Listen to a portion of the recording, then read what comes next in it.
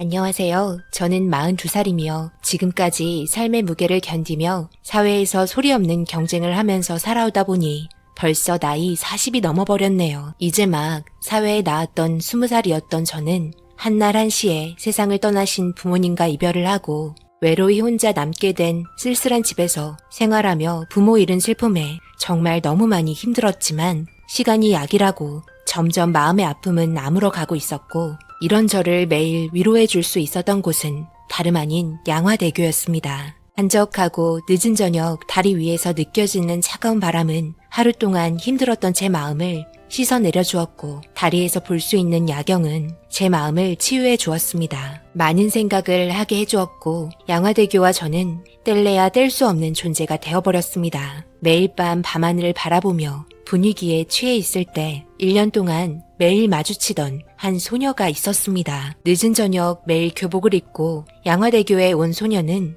멀리에서도 느낄 수 있는 슬픔과 현재 자신이 겪은 아픔을 모두 모아서 흘려보내고 있었습니다. 그리곤 다시 집으로 돌아가는 뒷모습이 저를 보고 있는 것 같은 느낌이 들었네요. 저도 차가워진 바람으로 인해 집으로 발걸음을 돌렸고 다음날 매일같이 똑같은 일상을 보내기 위해 침대에서 일어났네요. 조용한 집에서 식탁에 앉아 아빠와 엄마의 사진을 보면서 간단한 아침을 해결하고 출근을 하기 위해 버스에 올라탔고 모두 바쁜 일상을 보내고 있는 사람들이 각자의 삶을 살기 위해 꽉 차 있는 버스를 놓치면 지각하기 때문에 사람들 사이를 비집고 힘겹게 올라탔습니다. 그렇게 좁은 공간에서 서로의 숨소리가 제 귀에 들렸고 버스 안의 공기에 답답함을 느끼고 있을 때 뒷좌석 맨 끝에 앉아있는 소녀를 보게 되었습니다. 밖의 풍경을 보고 있었고 저는 그 소녀의 눈빛에 빠져들게 되었습니다. 저는 좁은 틈에서 그 소녀를 계속 쳐다보고 있었고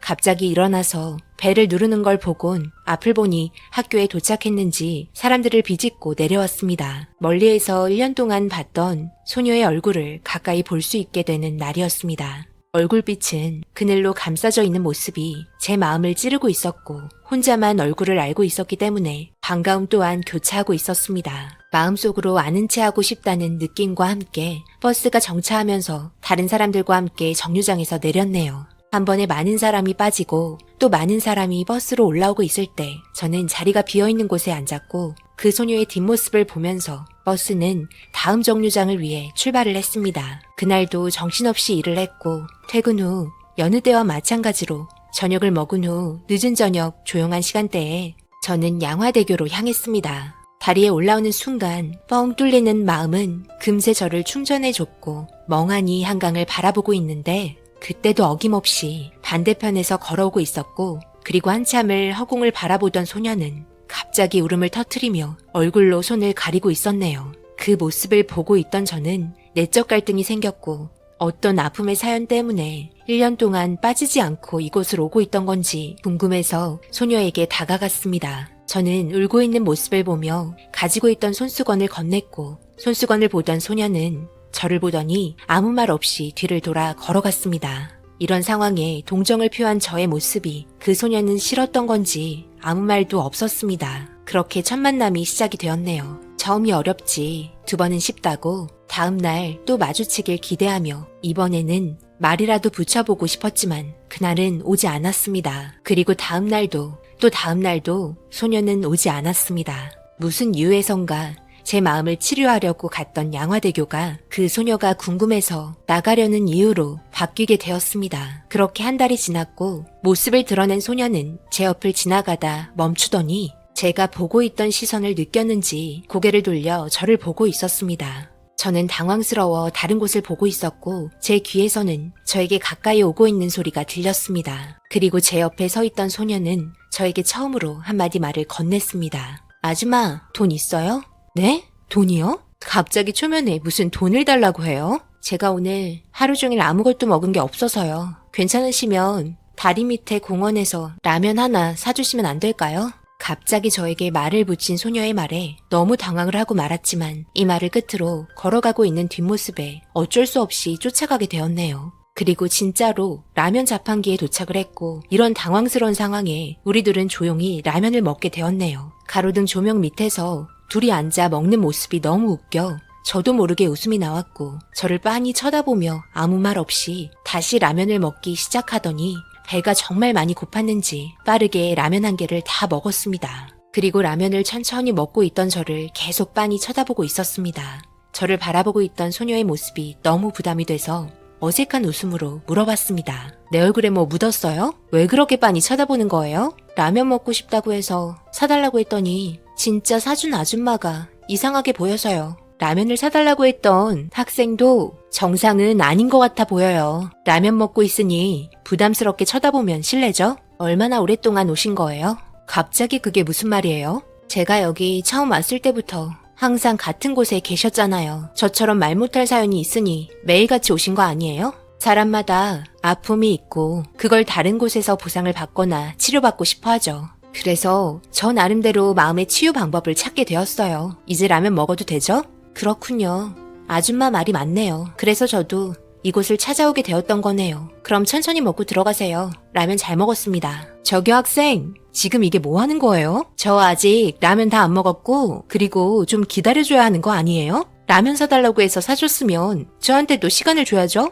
저는 사달라고만 말했지 제 시간을 드린다고 한 적은 없어요. 그럼 내일 뵐게요. 안녕히 계세요. 그렇게 뒤도 안 돌아보고 가버리는 소녀의 뒷모습을 보곤 너무 어이가 없었습니다. 요즘 학생들 버릇 없다더니 다리 위에 있는 게 딱 보니 이유가 있는 것 같았습니다. 약간 기분이 상한 상태에서 저는 소녀가 먹고 그냥 놔두고 간 일회용기를 치우려고 들었고 일회용기 밑에는 다름 아닌 라면값 6,000원이 있었습니다. 그걸 보곤 저는 너무 놀랐으며 돈이 있으면서 왜 저한테 거짓말을 하고 라면을 먹으러 오자고 했는지 의문만 남긴 채 그렇게 저도 집으로 들어갔네요. 집에 와서 자려고 준비하고 침대에 누워 소녀가 남기고 간 6,000원을 보고 있었고 알 수 없는 마음에 다음날 저녁이 빨리 오기를 기대하며 바쁜 일상을 보냈습니다. 혹시 버스에서 마주칠까 했지만 만날 수 없었고 그렇게 바쁜 직장 생활을 끝내고 양화대교에서 소녀를 기다리고 있었습니다. 멀리에서 걸어오고 있던 소녀는 제 옆에 서서 한강을 쳐다보고 있었고 어제 일이 궁금해 먼저 말을 꺼냈습니다. 어제 라면 사달라고 해놓고선 돈은 왜 놓고 간 거야? 돈 있으면서 거짓말할 이유는 없었잖아. 그냥 저의 표현 방식이었던 것 뿐이에요. 저번 일도 있고 그래서 죄송해서요. 저번 일? 내가 학생한테 손수건 건네줬던 날? 그게 미안해서 이렇게 표현했던 거야? 소녀는 아무 말 없이 저를 쳐다보지 않고 한강을 보면서 고개를 끄덕이며 제 말에 반응을 해줬습니다. 그리곤 한동안의 정적을 제가 먼저 깨기 위해 어린 나이에 왜 양화대교에서 이러고 있는 건지 물어보게 되었습니다. 하지만 대답을 하지 않고 슬픈 얼굴을 하면서 많이 추워졌다며 들어간다고 저에게 어색한 인사를 하곤 뒤돌아 집으로 발걸음을 옮기려는 모습에 저는 말없이 뒤를 따라갔고 제가 따라가는 걸 느꼈는지 아무 말 하지 않고 걸음을 맞춰줬습니다. 묵묵히 서로는 걷기만 했고 그렇게 도착하게 된 곳은 소녀가 살고 있는 집이었습니다. 허름한 반지하로 된 집이었고 말없이 고개로 인사만 하곤 문을 열고 집으로 들어갔습니다. 저는 밖에서 집에 불이 켜지는 걸 보고 뒤돌아가려고 하는데 소녀는 차 한잔 하자는 말과 함께 그렇게 처음으로 소녀의 집에 들어가게 되었습니다. 집에 들어서자마자 특유의 반지하 냄새가 올라왔고 익숙하지 않은 곰팡이 냄새와 함께 널브러져 정리가 되어 있지 않은 집을 보며 제 얼굴이 약간 찌푸려지게 되었습니다. 그 모습을 보았던 건지 소녀는 발로 주변을 치우기 시작했고 그렇게 집을 구경하는 도중에 알게 된 부모의 존재에 저는 입을 열게 되었습니다. 그러고 보니 부모님께선 다른 곳에 계시는 거야? 학교 때문에 여기 집을 마련해 주셨나 보네? 아니요. 저는 부모님 없어요. 저 혼자 된 지 1년이 넘었네요. 커피밖에 없어요. 커피 드릴게요. 내가 괜한 상처 될 수도 있는 말을 꺼냈구나. 미안해.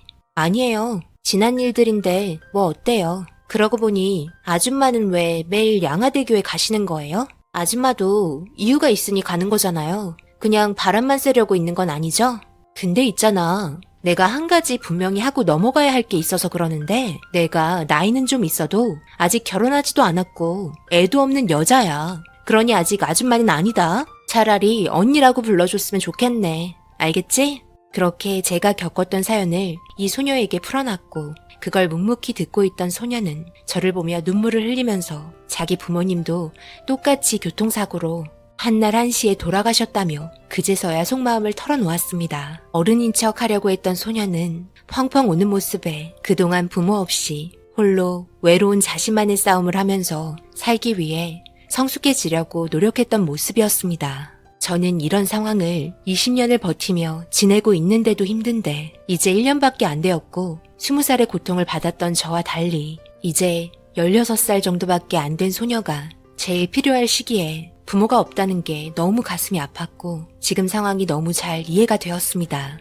그렇게 아무 말 없이 한참을 참고 있었던 울음을 제 품에서 모든 걸 쏟아내었고 저는 등을 쓰다듬어주며 위로해 주었습니다. 이렇게 시작되었던 2년, 서로 다른 방식으로 삶을 살아왔지만 부모를 잃은 슬픔과 상황은 똑같았기에 저와 소녀는 아픔을 서로 나눌 수 있었습니다. 그리고 모든 걸 알게 된 저는 이런 낡고 곰팡이 냄새나는 반지하에서 위험에 노출돼 있는 곳에서 지내게 하지 않았고 저희 집에 같이 갔으면 좋겠다는 말과 함께 소녀의 손을 잡고 집으로 왔습니다. 늦은 저녁 배가 고플 것 같아 텅텅 빈 냉장고에 남아있는 야채 몇 개와 거의 바닥을 보이고 있는 쌀을 퍼서 간단한 밥을 차려주었습니다. 어색하게 웃으면서 한 숟갈 뜨며 맛있다는 말과 함께 제 품에서 한참을 울었던 게 창피하다면서 또다시 성숙해지려고 노력하는 모습에 그냥 나이에 맞춰서 살라며 내일부터 저희 집에서 같이 지내자고 했습니다.